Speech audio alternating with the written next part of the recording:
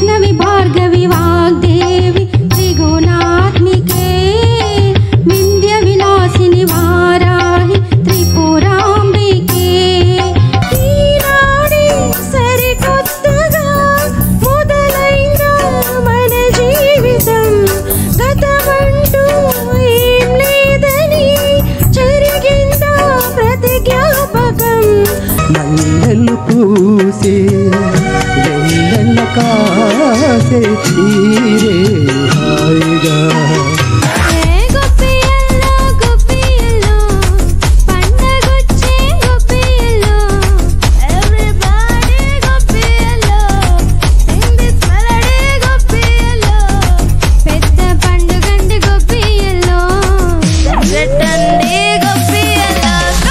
అందరు కూడా చాలా చక్కగా పాడుతున్నారు.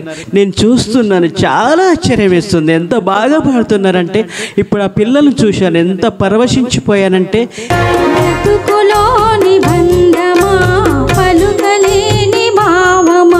ప్రియతమా నన్ను పలకరించు ప్రణయమా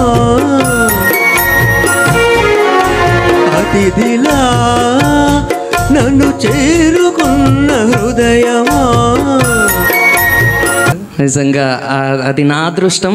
ఇంతమంది గాయకులని ఈరోజు పరిచయం చేసుకోవడం నాకు చాలా హ్యాపీగా ఉంది. అది కాకుండా అందరి టీవీలో పాడడం ఇంకా చాలా హ్యాపీగా ఉంది, గర్వంగా ఉంది.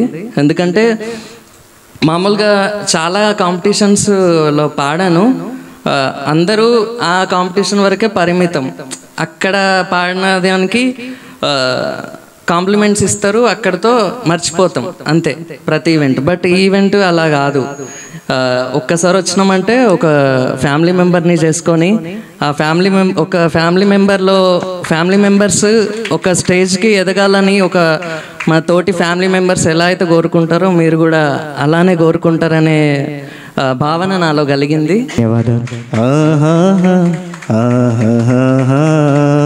ఓకే, సో మాకు కూడా పాడొస్తుంది.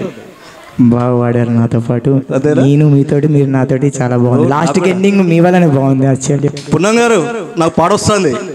ఓకే, కరెక్టేనా? Right, thank you. బాగుంది. మీరు ఏం చెప్తారు ఈ ప్రోగ్రామ్ వచ్చి? ఈ స్టేజ్ వల్ల చాలా సంతోషం అనిపిస్తుంది. ఇక్కడ ఈ అవకాశం నాకు ఇలా దొరకడము. అంటే అందరూ చెప్తున్నారా, మీరు చెప్తున్నారా? మీరు నిజంగానే నేను ఫీల్ అయింది చెప్తున్నాను. ఇంతమంది సింగర్స్ ఇక్కడ వాళ్ళు చెప్తున్నారు, మరి పున్నం సార్ బాధపడతారనో, రామ్ ప్రసాద్ సార్ బాధపడతారని చెప్తే మాకు ఒరిజినాలిటీ తెలియదు. లేదండి, నేను ఫీల్ అయ్యేది మాత్రమే చెప్తున్నాను. ఇంతమంది సింగర్స్ ని చూడడం, ఈ స్టేజ్ ఇవ్వడం అందరికి. ఒక సింగర్స్ అనే కాకుండా మీరు ప్రతి ఒక్క టాలెంట్ ని తీసుకొచ్చి మీరు స్టేజ్ ఇస్తున్నారు చూడండి. అందరికి ఎంకరేజ్మెంట్ ఇలా దొరుకుతున్నందుకు అందరి టీవీకి చాలా ధన్యవాదాలండి. Okay, thank you.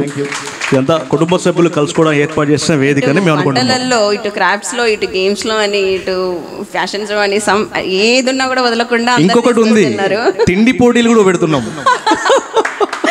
Very good అండి. నెక్స్ట్ తిండి పోటీలు కూడా పెడుతున్నాం. అంటే వాళ్ళని కూడా ఎంకరేజ్ చేయాలి కదా.